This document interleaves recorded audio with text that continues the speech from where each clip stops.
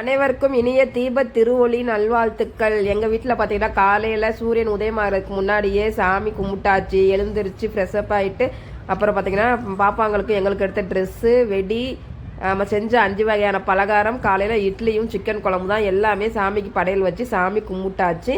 கும்பிட்டு நாங்களும் புது ட்ரெஸ் போட்டு வெடி வெடிச்சிட்டோம். இது பாப்பாவுக்கு எடுத்த 3 ட்ரெஸ்ஸில் இது ஒன்று. இது எப்படி இருக்குன்னு சொல்லுங்கள். இன்னொன்று பார்த்தீங்கன்னா சாயந்தரம் போட்டு கோயிலுக்கு போவோம். அப்புறம் வீட்டிலையே பார்த்தீங்கன்னா வெடி வெடிச்சாச்சு காலையில். மற்ற வெடியெல்லாம் பார்த்தீங்கன்னா நான் சாயந்தரம் தான் வெடிப்போம்.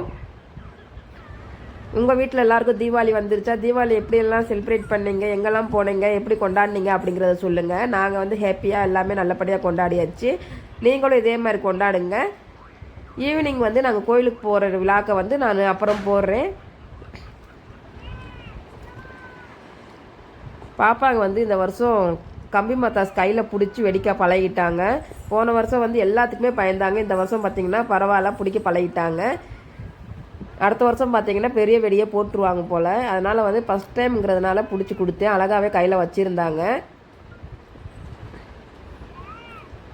எல்லோரும் நல்லா சேஃப்டியாக தீபாவளி கொண்டாடுங்க.